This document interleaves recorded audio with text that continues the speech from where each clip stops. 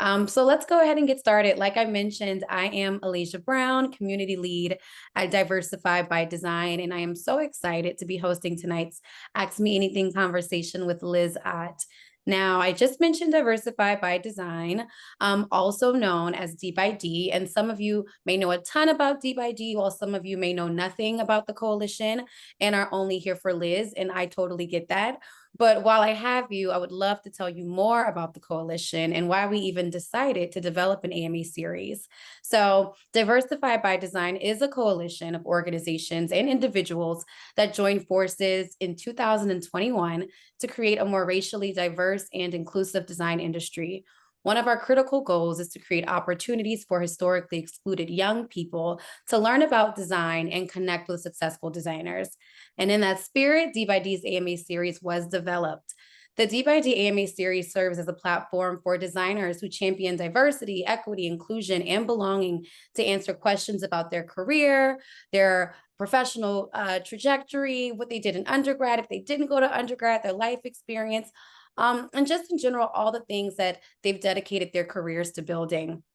And with that, we are super excited to welcome you to tonight's AMA featuring Liz Ott, President at Threespot. A little bit more about Liz. Like I mentioned, she is the president of Threespot, a creative agency, a mission-driven digital agency that is behind campaigns for Planned Parenthood, the Trevor Project, and the Pulitzer Center. She's also a longtime AIGA community leader and a former president of AIGA DC. But what makes Liz's story special isn't just her title, even though we love that. It's how she got there. So if you did not know, Liz studied psychology and economics. She also designed for the campus theater. We'll get more into that. She said yes to leadership roles she didn't know if she was 100% ready for. And she built a career by leading with curiosity, not just certainty, which I know a lot of us probably try to do. So we're excited to hear from you, Liz. We're excited to hear what you've learned along the way. So welcome, Liz. Thank you for joining our AMA. If you're at home doing a little hand clap, I'll hand clap live for you. Thank you, Alicia. Yes, Liz. How does it Excited feel? to I be always here. love to ask people, how does it feel hearing their bio back? Because people are like, yeah, just a little career. And I'm like, look at all the cool stuff you've done. I still feel when I read it that I'm like, who are you talking about? That's not me. What do The you, one you're and only Liz Ott. And so excited to be here. yes, well, we're excited to have you, and we prepared a lot for this conversation. And I'm interested just to get an idea of who's in the room with us. We mentioned this at the beginning, and I'm going to mention it one more time. I'd love to hear, or we'd love to hear one word that describes where you are creatively right now. We've heard words all the way from excited to stifled. I'm just curious as to where people are in their careers. Feel free to drop that in the chat if you'd like as well. Because Liz, when we were preparing for this conversation, I was letting you know that so many people that join us are kind of like, am I doing this thing right? And anytime we have people speak, they're like, you're doing your thing right. And all of our thing is different. And so just excited to have you here. And with that, like I said, would love to hear more in the chat. I'm going to jump into things. So a lot of the conversation that we had in preparation for this, we were talking about things kind of being like on the unbeaten path. I don't know if I made that saying up or if it is a saying, but I'll just kick off by saying you didn't take the expected post-grad path. How did following what energized you shape your early career? Yeah, I think I talk a lot about early on not really knowing what the expected path was because I wasn't a person that I said I want to be this or I want to be that. And so in that, I had things that I liked and things that I did. And that ultimately shaped my career, I think, through the end, or through where I am now, at least. I was studied econ in college and then, but really loved doing design and design for a theater when I was there. And so when I graduated, unlike the rest of the people that went to do consulting in either San Fran or New York, which felt like the normal path for a lot of people in my school, I was like, I'm going to be a designer. And I had no idea if I could do it or what that looked like. But I found a job doing kind of corporate branding and learned a lot on the job. Um, and so in that, I think my path was a little bit of what do I like to do, what energizes me, as you mentioned, what excites me, and followed that. And I think I really always appreciated the I needed the creative energy in the work that I was doing, but also didn't go to school for design. It wasn't something that I learned by trade, so I always felt a little bit like I was straddling a line in that. So I yeah, I think what felt most natural to me was really looking at what I liked. And then from that point on, every position that I chose or every move that I made was based on what more I needed, Yeah. as opposed to kind of issues or problems that I was facing. Yeah. One question based off of what you just mentioned, you are not a designer by trade. You mentioned that you majored in econ, that's right? Yeah, So you econ and majored in, psychology. yes, econ and psychology is your major. I'm sure there were moments when you started working those design jobs where you're like, this isn't my first trade. I didn't learn this firsthand in undergraduate. Was there a time where you were like, wait a second, I didn't feel imposter syndrome in doing this project and tackling this project? Personally, I also did not, things that I do now, I didn't major in. And I find Mhm. myself a lot of the times feeling like, does anybody know that I didn't learn this in undergrad, or I'm writing or typing? And I'm like, somebody is going to come get me and they're going to say, you did not do this in undergrad. And I always wonder, if is that feeling going to go away one day? And I'm not sure if anyone on the call can identify with that, to where maybe your first love is not something that you majored in, and you have that feeling of trepidation, like your, imposter syndrome. So I wonder, did that ever go for away for you? And if so, when? I mean, honestly, I feel like imposter syndrome hits me on the regular for different things. So I think I've more learned to embrace, I don't know if it's imposter syndrome, but Yeah. like I I remember early on somebody saying to me when I had a speaking engagement, being like, "Are you nervous?" And I was like, "Yeah, I can't believe I'm getting up in front of all of these people." And they were like, "That's never going to leave you." And there was comfort that I found in that, that it wasn't that I'm not good at it or not meant to be doing it. It was just more, that's a feeling, that's okay, and just embrace it, that you're going to feel uncomfortable going into it. And but that doesn't mean you're not going to do a good job. And so I relate that to the imposter syndrome idea with design. Like to me, it wasn't like I wasn't hiding that from anybody and saying that I didn't go to design school. And if anything, it was more of I measured myself more on the value of the work that I was doing and how successful I was in it. And wasn't trying to be something that I wasn't, I guess, or wasn't trying to posture as something that I wasn't. Absolutely. I love that. One other question. You've said never turn down a leadership opportunity. That scares me hearing that, because never is a big word. And so now the next time I get offered something, Liz said never turn down a leadership opportunity. So you said never turn down a leadership opportunity. Can you tell us about a time you almost did and what happened? Well, to be fair, my mom told me never turn down a leadership opportunity, and I took that advice quite many times in my life. Yeah. There's certain value in saying no at times, but I think what that Yeah. meant to me and where specifically it applied is, I when I first got involved in AIGA, which was early on when I was trying to figure out what was next and actually really trying to get connected with a creative community in the DC area. I met a couple different people and started planning events and got involved. And fast forward a year or two, they were asking me to be the current president at the time asked me to be the next incoming president. And I truly felt like I had no experience doing that. I laughed. I truly laughed. I was like, "Are you kidding? You're not what?" And I had just started working at Threespot at the time. It was a new job. It was stressful to me, the amount of work I had there. And so the idea of taking on something else on top of it felt pretty overwhelming. um, and I remember talking it through with a bunch of people, which is what I do. I go to my council of people to kind of process and discuss.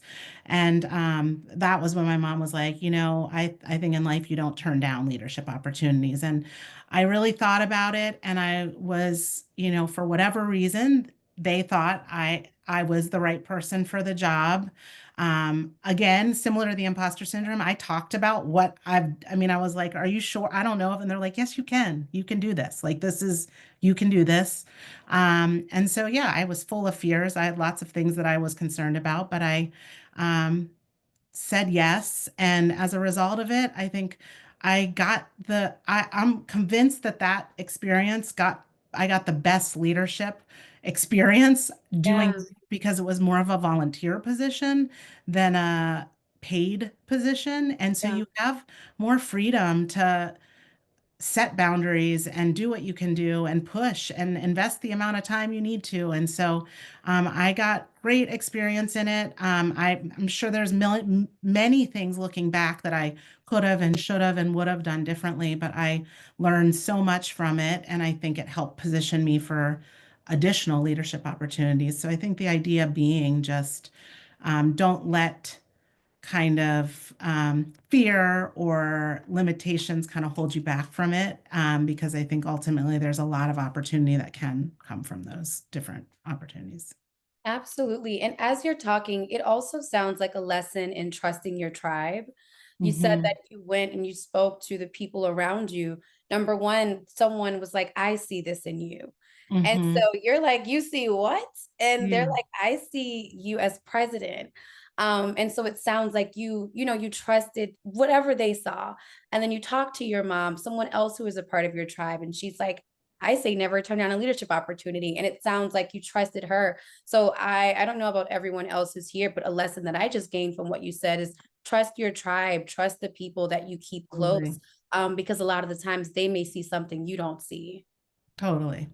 And I think I 100% rely on my tribe and my community, and I feel like I have um, people that I rely on for different areas of life and different things that I'm equally excited to hear what they have that they're processing and offer my opinion, whether they like it or not, but also listen to what they have to share on that front, because it matters. But I think also as I've gotten older, I've learned to also trust my own Mm, instinct on things too. And I think when I was younger, that still takes work and muscle to build in terms of I like to hear from people, but also process it along and not let it sway where you're coming from. And so yeah, finding that balance of that, I think, is something that I'm always working on still to yeah. this. Yeah, and it sounds like, Cynthia, you mentioned in the chat, I've learned to accept that I know more than I think I know. That's a message. Yes to that. Um, and that others aren't usually judging me. The pressure is my own. And that is so true. So thank you for adding that comment. And just to the point of community, Liz, because you just brought that up, especially in regards to AIGA. If we're on this call together, Meron, Laura, Jada, Jamie, if we're on this call, this is an opportunity to be in community. So don't be shy. You join the Ask Me Anything because you maybe have a question. So drop it in the chat, come off of mute, enter into the conversation. This isn't just a conversation between myself and Liz. Although I have lots of questions, because I think your career is great. It's a conversation between all of us. So even if you don't have a question, but you have a comment, something that resonates, we'd love to hear from you, because that's really how you build community. Also, don't sleep on dropping your LinkedIn profile in the chat. You might see someone cool that you online, you dropped your LinkedIn, and you never know. So just want to encourage everyone in that way as well. But I'll keep us moving along, Liz. You've held roles across PM, design, branding, and business. How did you learn to lead before you felt fully ready, especially in those like very different ways, it seems? How did I learn to lead? Um, I think that I learned to lead really by just doing. I learn by doing and not, I mean, similar to saying no to leadership opportunities, it's not letting fear prevent you from taking a step forward, because fear can put blockers in the way for everything. And I think with taking on new roles, I- um,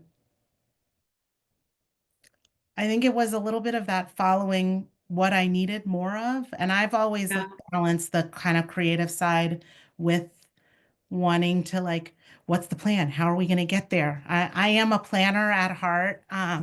Most of my friends will attest to that, that I like to know when and where, but I also am open to what that path looks like and how to get there. And so I always kind of pushed myself on either sides of opportunities in that way.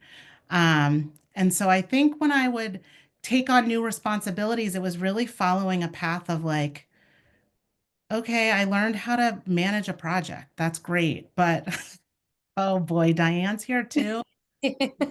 All the hecklers are Hi, coming. Diane. Um, and so, yeah, I think I would hear like I did project management. And in that, I really was obsessed with at Three Spot when I started, I was obsessed with what all the creatives were doing at my Yeah, job. Like I came from imposter design background where I learned branding and corporate branding on the job and really switched to the more strategic end of things because I felt like I wasn't a designer by trade at the time. And then I got there and I was like, these people are so impressive. And so I was completely wanted to learn as much as I could from them. I wanted to learn as much from the work that they were doing. It wasn't enough for me just to be managing the projects. And so I think in that, that helped to fuel wanting to take on more responsibility, wanting to be able to lead in other ways. And only way for me to do that is to really learn by doing and continue on to take on new opportunities. absolutely. And it's such a lesson in that I feel like I have a habit of over planning and it's like, just do it. It's like, how am I going to get through my day? Let me write this long to-do list. And it's like you spent 45 minutes on the to-do list and 0 minutes on the doing. Yeah. So you really do learn by doing. And so one question that Jada asked, and Jada, thank you for your question. Jada said, how do you overcome self-doubt when you don't have any work or opportunities available? Have you ever experienced that? Um, Good question, Jada. Self-doubt hits all the time. So I think first and foremost, keep pushing through. Because and know that everybody, even if they are in a position or not in a position or are looking for work or not looking for work, still have that self-doubt. I think one of the things I've done when I've been in positions where I don't have work or am looking for something new is really lean in on community. And for me, I think the more you're talking to people, that's part of why I joined AIGA when I first moved to DC. It was to really connect with people and hear what people are doing. And I'm a big believer in, and it's harder now that a lot of things are remote, but finding ways to talk to people and show up in a real way. Like, don't feel like you have to put on false airs in those conversations. Say, yeah, I've been doing this. This is what I want to be doing. This is what I think I'm good at. This is what I'm looking for. Because it's in those conversations that you meet people and talk to people that might be able to connect you to that next opportunity. So I think in those moments, I really try to lean into community and trying to meet people and connect with people. Absolutely. Jada, thank you for that question. And I'm just going to pause for a second now and ask, does anyone else have any questions so far to ask Liz, just based on what you've heard already? I have one. Um, so Liz, you mentioned kind of following what it is that you need more of, and that kind of being the way that you're guided through your career. And I'm curious how you manage to clear out the noise of maybe those like expected pathways, like maybe being measured by your company's metrics or doing what's rewarded within a specific place, versus really honing into what it is that you're being called to do. Yeah, I'm not, and yeah, I'll stop there. No, good question, Mary. Thank you for that. I think in terms of my current position, I think I've been lucky in that it's a place that really does encourage pushing you to do more in different directions. But I can say before that, I think a lot of it wasn't necessarily on the job always, because I would have my job that frankly I needed to pay the bills and keep moving on, whether I liked it or not. But I think that's part of where I tried to find spaces in other ways, whether it be um, connecting with more creative people that are doing more of the things that you like to do, or hopping on conversations like this, or I think that's where I would maybe push more. I'm trying to think. And it sometimes isn't directly in your path. I think it's more the work that I'm doing, that I was doing always, it helped me to be like, oh, I'm so tired of creating reports that nobody looks at, And in a way, I was kind of like, I would rather, I like the analysis part of this, but I want to figure out a way to make these reports more useful. So it's that. It's like, how can you turn some of those things into something that maybe is of more value? And in that, I think nobody's going to ask you in current positions. The more I am all for ask, talk to people that you're working, talk to your manager, your supervisor, and say, hey, I was thinking about this. I'm doing these reports, but I just feel like nobody is actually reading them. Would it be possible for me to take a stab at doing it a different way, or that kind of thing? I think I early on became aware of the fact that just doing good work and getting noticed by it isn't going to happen. You have to ask, you almost have to create your own path and ask for your own path. And so I think that's what I would recommend. Does that answer your Thank you. question? For sure. Yeah, thank you. Yeah, absolutely. Thank you, Meron, for that question. Diane, all of these good questions. I don't know which one to ask first. I'm going to ask the second question that Diane dropped first. Diane says, if you could go back in time and give your younger self one piece of advice, what would it be? I love that question. Oh, Diane, so many things. No, I think that first of all, I'm a believer in the journey, and the journey does make you where you need to be. So I try not to harp too much on regrets, but I think that I really do wish that I had more, that I did have less self-doubt, that I was more comfortable just moving forward, because I think I masked it well and pushed forward, but I spent a lot of time worrying and so, having self-doubt and discussing it, and honestly, to what end, in a way. So I think just probably help, if I could look back, kind of having more perspective earlier on. And I don't know how to get that. I don't know how to bottle that up, other than go through it. That makes sense. I love that. And thank you for that question, Diane. I'm going to come back to your first one in a moment, but just to ask Liz more questions just about the things and the work that you've done. When I read your bio, I mentioned organizations like the Trevor Project, Planned Parenthood, obviously super bold missions, super mission-driven organizations. How do you connect creative work to real world impact, especially in the climate that we're in now, to where it's almost like you want to, like, everything that you put out to be like, how is this making impact? Mhm. But to go back to just the initial question, how do you connect creative work to real world impact? Get a team of really smart people. No. I think that a couple things. One, first and foremost, really making sure we're, when working with a team or a project or a client and a mission, is understanding what our goal is and not making assumptions on that, and getting as clear and specific on what we're trying to accomplish, um, in a way that we can keep pointing back to that, is important. I think we also spend a lot of time discussing what success looks like, because success looks like a lot of different things to different people. And the more that we can all align on that from the front, the better, at the start, the better, and revisit it throughout, honestly, because you find that changes. Um, but I think the biggest thing that is kind of the reality of the creative work is, like, the creative work and meeting the goals of a mission is not always gonna fill the mold of, like, the flashiest, most exciting Yeah. um, design.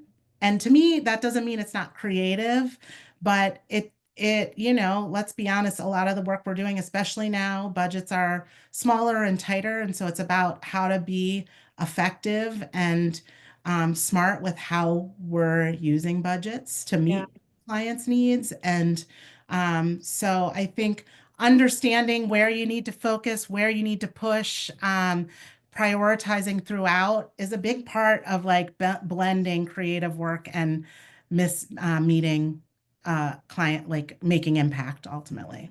Yeah, and it also, as an individual, it seems like you're kind of doing that work, or not kind of, I'll say you are doing that work personally as a professional, and being a part of advisory councils like the D Advisory Council, all of the creative work that you've done over the years. Whenever you come into our meetings and we're in conversation about how to move priorities forward, I could hear the work that you've done in those other spaces coming through in your responses to us. So would you say that that's the case, or like how do you feel about that as well? No, definitely. I mean, I think you're kind of all of that stuff to me is Yeah. helping to make an impact in other ways. So not just in the client work, but also in communities and through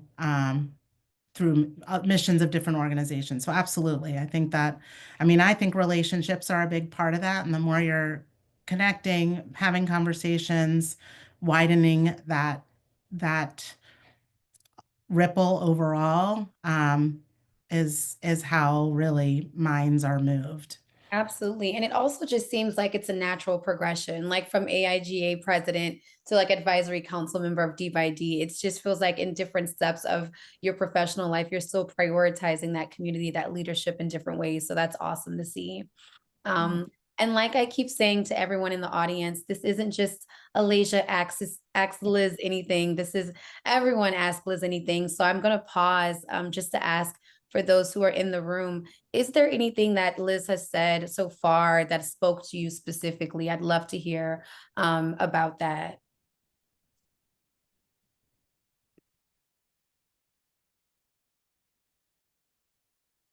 And if you've been at an AMA before, you know I'm not afraid of an awkward pause or an awkward silence. So I'm going to continue throughout this conversation to ask for your comments or your questions. Let's see. Diane also asks, is it possible for her and her team to show impact in a way that honors both data and human stories? Love that. And I said that pretty fast, so I can ask again. No, I'm looking at her question. I'm thinking, yes, it's possible. Absolutely, Diane. I think that's a lot of what the mission of the work we did with Trevor Project was. It was data dashboard, but it was based on human stories and really trying to connect in that way. And I think a lot of the work we do really is with really designing with users and human centered, ultimately. So really looking at designing for their needs, designing against their challenges, and data drives a part of it, but really I would say more those stories are what is at the core of the work, a lot of the work that we do. Absolutely. And one question we received through registration, Kiara Mosley, who actually is a super active member of our community, graduated today from Pratt.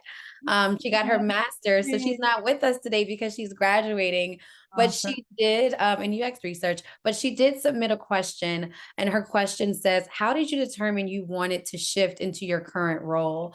And I'm excited to hear more about that as well, because you were already at Threespot, and it seems like you grew into this role. So would love to hear more. People hear president, creative agency, and they're like, ooh, tell me more. But a lot goes into getting into that place. And so would love to hear more about that journey. Yeah, I mean, I spoke a little bit about this at the start where, truthfully, so when I came to Threespot initially, I was a project manager. And so actually, I'm going to rewind before even that, because I had been working. I started out doing corporate branding early on, right out of college. And that was fully me saying, I'm not going to do consultant work and going to be something different. I really like designing posters. I'm going to try to do it.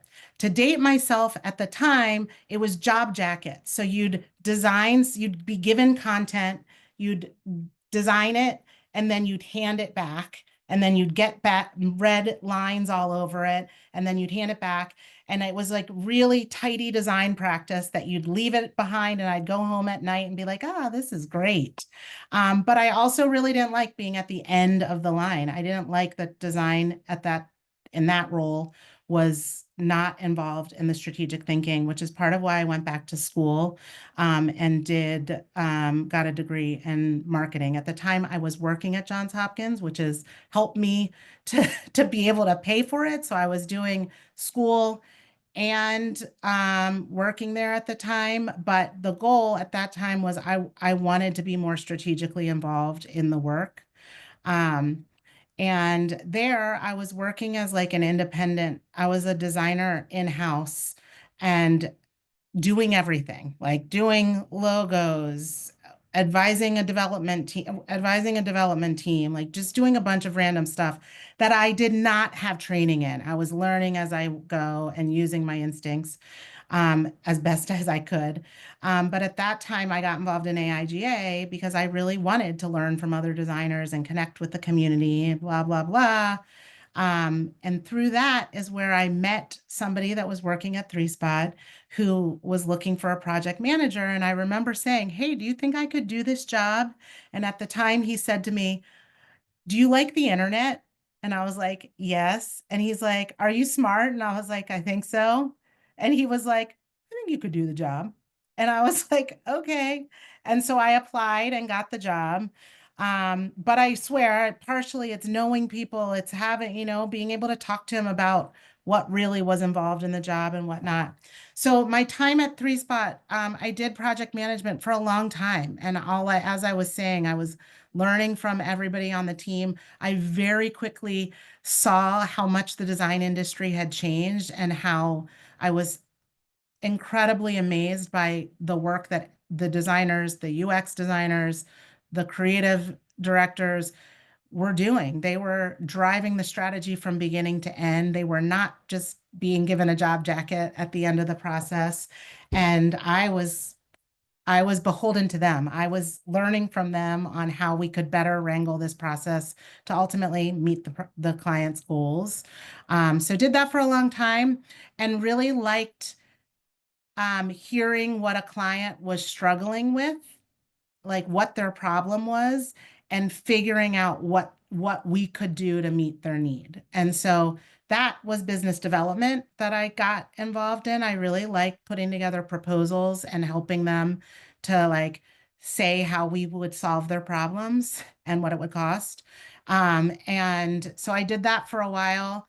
I actually went to the founders of the company and said, you need somebody to do this. Like you're doing it and it's disconnected from the work that we're actually doing. And so I pitched them on that position and they were like, okay. And so I did that for several years. And, the agency went through lots of changes. And I think in that, like I was saying, I continued to find areas to add value. I was doing more than just business development. I was interested in other areas. So I, hated how we were doing time tracking. And I suggested a new system for doing that. So I got involved in different ways. And so long story short, I was hitting a point where I was about to go to them and say, I feel like I've maxed out and reached my limit here. And are we going to put that out for them? They don't know that, but no, I reached a point with that. And they came to me right before and asked if I was interested in talking about kind of transition plans for Threespot to move into president. So to me, I never would have even seen myself, despite being president of AIGA, I wasn't looking at taking on that role. It was as much a surprise to me.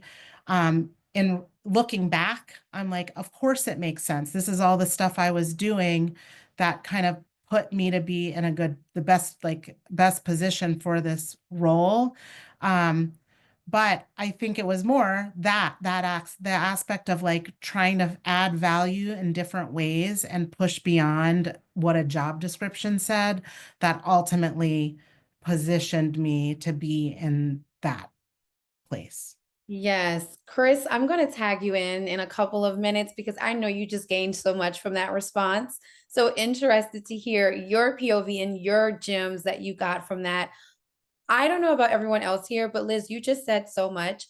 My favorite thing about hosting like so much good stuff. My favorite thing about hosting these AMAs is the speakers that we speak with come on and they say the most powerful things so nonchalantly. We've had someone be like, yeah, I applied to Microsoft 12 times before I got the role. I'm like, that's huge. I thank you for saying that because now I know that when I don't get it the first, the second, third, the fourth, I still have 8 more times to try.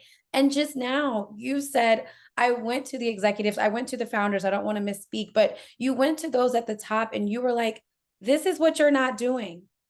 I can do it. That takes guts. That is in those roles. And I don't know if I speak for other people or here, but you probably see things going on within your company all the time. And you call your sister or you call your friend or you're talking to your coworker and you're like, they're not doing this and they need to be doing that. And it stays this conversation between you and someone else when in all actuality, you have the power to say, these are the things, how can I construct this in a productive way and present it to leaders? And so what empowered you to just do that? Did someone tell you to do it or were you just like, duh, like it's amazing that you did that. I think that first of all, I should add there were many of times I've been at Threespot for 16 years, but there were many times that I interviewed. I almost took positions elsewhere. I talked at other places. It's not to say it's been 16 years of like bliss at all. That's real. You know, like there's always going to be ups and downs and challenges. I think um each of those times were moments that helped me to better refocus on what I needed. And a lot of my career has been guided by, okay, well, this really sucked. I'm either leaving or I need to do something different. And that is what fuels you. It's like Mhm. I I have a lot of loyalty to jobs that I'm in. I like the people, I like the team, I like the work. It's a big move to leave positions, and I think in that I like to almost uh, I take that challenge of like, okay, well, this is what I want to do, and this is what I think makes sense. And if that doesn't work out, then that fuels me getting something else. Yeah. And so I think that's where it came from. And also, it's not an aggressive conversation. It's more like, this is something I've been doing. I think I can add value. Um, so yeah, I think I've had coaching. I had a professional coach for a while that helped me with some of these conversations. I think having people to help shape and figure out the best way to pitch it in those moments, of course, and knowing that it doesn't always work out, but also I think there's growth to come from just those conversations regardless. And it sounds like to me, Liz, your internal barometer is pretty spot on, that you've cultivated that this is what I like.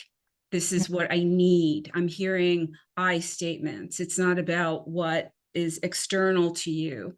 It's how can I contribute and benchmarking for yourself almost. And I'm going to circle back to Diane's question about, how do you keep yourself motivated in tough times? And an internal barometer, there's your answer. Barometer, yeah. Yeah, to reflect back on your successes. Actually, I had a conversation with a coworker about this just yesterday. It's like, you wrote this kick-ass piece. Go back and read it when you're feeling not too good about what's going on around you. And and that's what I'm hearing from you, Liz. This internal barometer is like anchored, and you and what you want to strive for. And it sounds like you've cultivated not just your community, that your tribe that you're going to, but your intuition, cultivating I've worked on it. You're acknowledging making it seem much more centered and clear than I feel like it ever has been, but I Well, of course it appreciate doesn't feel like that when we're doing it, but that's how it Um, shows up. Yeah, no, I Externally. think there's a piece of that. I think also I've always tried uh finding a way to escape and pull away from it. The more that you can not be in the weeds of whatever problem you're in and turn off and go someplace else and then come back to it. Like I really try not to act in those moments. And I think that's helps with that barometer and that perspective to be able to pull back and say, you know what, it was really annoying that that was said to me, but also that has nothing to do with my job. That has to do with personal dynamics. And there's going to be personal dynamics a lot of places or whatever it might be. And be able to pull back and have some perspective helps you to kind of come back. And then when you come back and you're feeling that consistently, then yeah, it reinforces that internal barometer for sure. Absolutely. I'm going to ask this question that NC asked in the chat, but I do want to let everyone know that I will be coming back to the room. So if there are thoughts or questions that you've thought about since I last asked, I encourage you to build community, to be in conversation. So I'll come back to y'all, but for now, NC asked, how do you balance creative vision with business strategy in your leadership role? How do I balance it? Me personally, I think it is like recognizing that that it's, I try to take both sides when I'm thinking about it, like looking at one, I talked earlier about what the goal of the project is. And oftentimes I don't think that they're at odds. I don't think they're necessarily two different things, the creative strategy versus the business strategy. But I do think it takes kind of looking at it from both sides and not just coming in with my instinct. It's very easy to go straight to dollars, but I oftentimes will like ask, our director of creative strategy sometimes if I'm like stuck there being like, can we just talk about this for a minute? Because, and so I mean, I'm obviously a person that conversation and discourse helps me to process. But I think um, the more you can center on what the bigger vision is and make sure that you're taking into account both sides consistently, time and time again, checking back, checking back, is all. It's all. There's always going to be tension between the two. I mean, we design our projects to have a producer and a creative director intentionally so. And one is designed to break the budget, and one is designed to keep them on budget and check back in on those business goals. And I think you need that to get to a successful solution. I love that. Break the budget and keep the budget between creative director and producer. That's awesome. And Diane actually followed up asking, how has your leadership style evolved over time? And I'm really interested to hear that too. I think that, well, as you've probably heard, I am a people person and always have been. I think one of the biggest areas is acknowledging that being a good leader isn't just about making people happy, and that there's the kind of aligning more on what the goal is and getting people more aligned on what the vision and goal is and the purpose. Sometimes results with people not being happy, and I guess learning to be okay with that. It still sucks. I still don't like. I want people to like me, but I think that is probably the biggest way where my leadership has evolved, acknowledging that without having those hard conversations and being able to talk about them in a way that again recenters us on what the purpose and the goal is, then ultimately you're kind of doing a disservice to the work and to the people, and their ability to grow. So I think that's how I've evolved / I'm evolving. Yes, I love that. And Diane, thank you for all of these good questions. We love them. And just as a reminder to our audience, time is dwindling down. I cannot believe we've been talking for 50 minutes. It feels like 15. So definitely get those last minute questions in, drop them in the chat, come off of mute. Laura, I love this question that you asked. Laura asked, and if I'm mispronouncing your name, please come off of mute and correct me. How did you best highlight How did you best highlight your transferable skills when making career pivots, especially earlier in your career? Well, I think that my how did I highlight? I think that that's been a skill that was definitely a skill early on of like what to pull out. I'm not lying, Diane. I'm trying to think of what I did. How can I be lying when I didn't answer the question yet?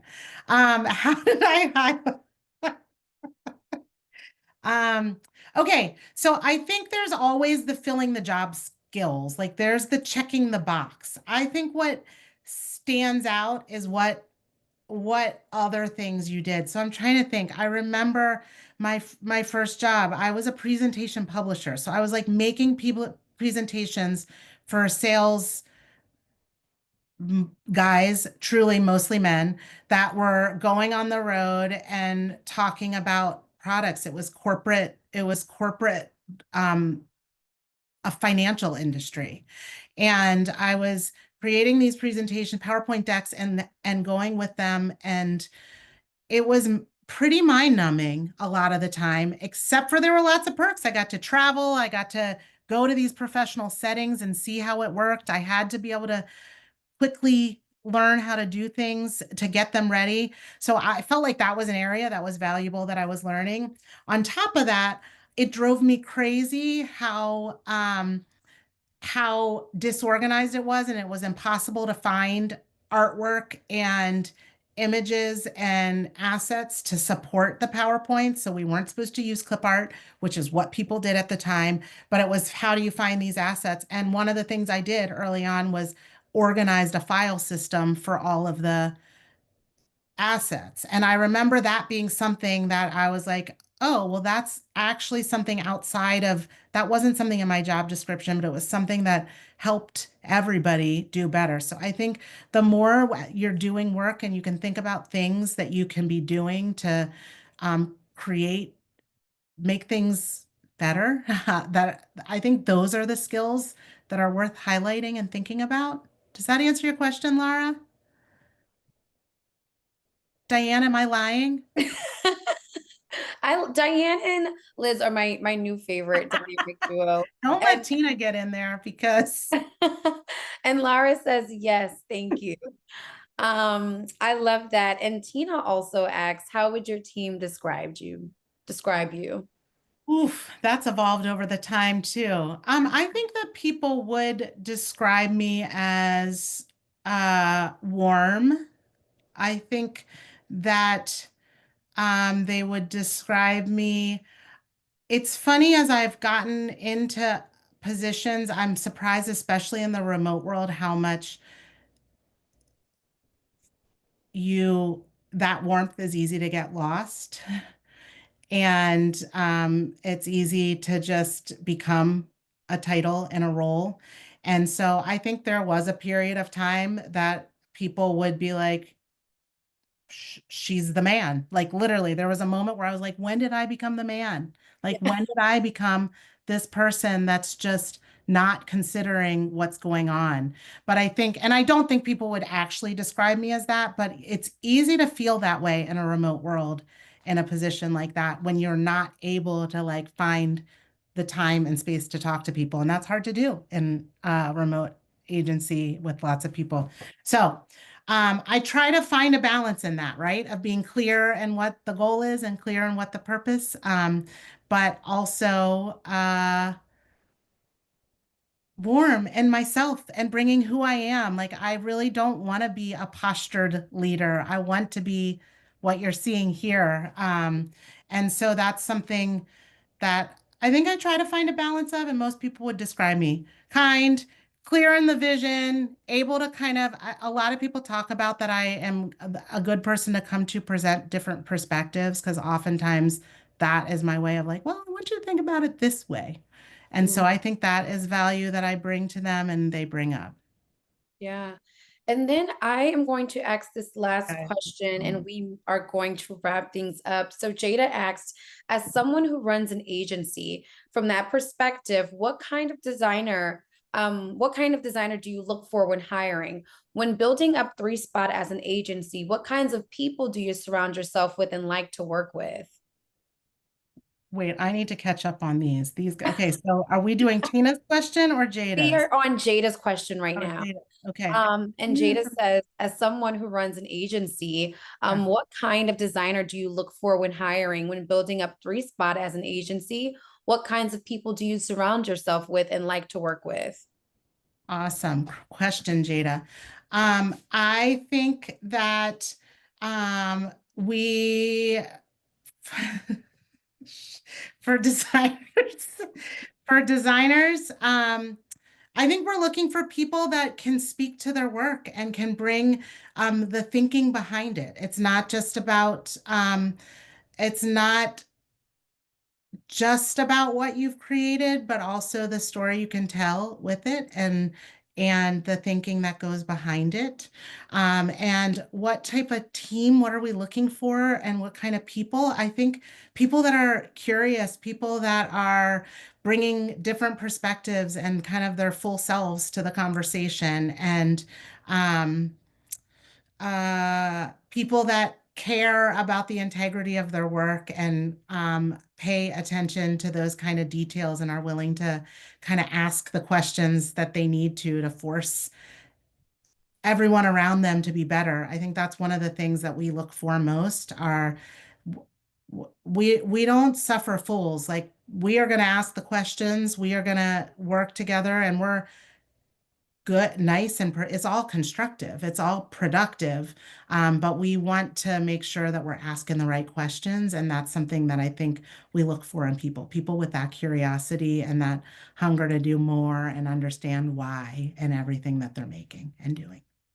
Absolutely. I love that. I love that a lot. So before we wrap up, I have a question.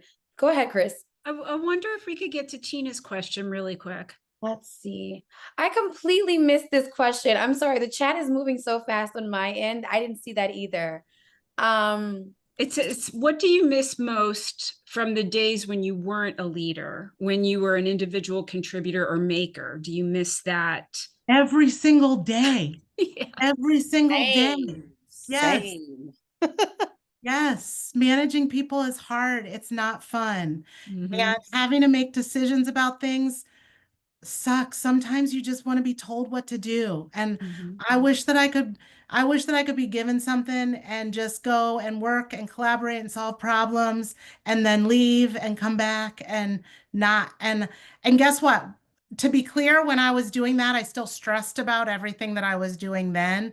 But now, as Diane asked me earlier, what would I do on my younger self? I'd have that perspective.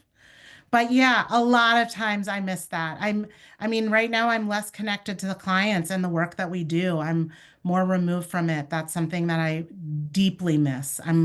I miss being a part of the work very much. And then she asks part two, Liz, and how do you help individual contributors who want to become people managers transition into leadership? That's something we've been doing a lot, thinking a lot about and what that looks like. And we've done a lot in the past couple of years to really map out career ladders. Now, with that said, there's a balance in this. Like, we've mapped out what levels are and what some of those skills are, but we also in that are pushing people to like think of other areas to add value and thinking of other areas and not and encouraging them to ask those questions. So I think one, helping to clarify what a path, a maybe more normal path looks like, but also really trying to tap into what people's unique and see what their unique skills are and how that can kind of be channeled are some of the areas that I'm trying to keep an eye out for. I love that. And Tina, thank you for that question. I honestly wish we could keep talking because I love hearing from your point of view, Liz. Like I said, you're so nonchalant about the coolest things ever, and your perspective is just so valuable. So we really appreciate you participating in this AMA. To everyone who attended, thank you so much for attending, and we hope that you'll continue to attend our AMAs. We actually have an AMA. This is our last one for, I guess, pre-summer in May. Our next AMA is not until August, actually. I just dropped the link, August 27th, and it's with Owen Hammonds. Owen is an experiential design executive with 20 years of design experience, design thinking leadership, visual design leadership, and he works at the intersection of design and business. So super excited. I just dropped the registration link. We hope you'll join us. And one more question for you all. Before we wrap, I want everyone just to have a moment of reflection. And so in the chat, I would love if you could drop one word or phrase you're taking with you from tonight's conversation. I'm going to think of mine. I hope you think of yours. One more time, I'll ask, drop one word or phrase you're taking with you from tonight's conversation.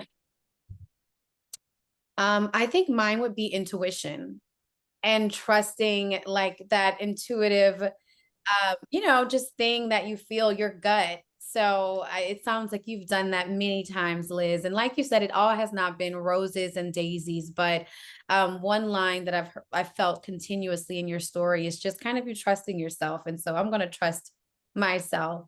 Anthea said, forge new paths. Jada said, be comfortable moving forward, keep pushing and go through it. Yes, Jada, you're taking me to church, kind of. Keep pushing and go through it.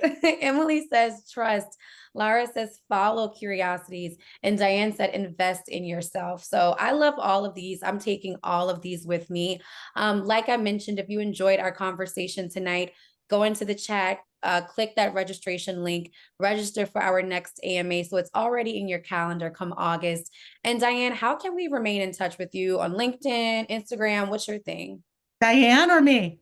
Liz. Oh, Diane's going to love that. Diane, you better back out. That's a sign that we need you on our next AMA. If you all don't know, Diane is also an amazing designer. Check out her LinkedIn.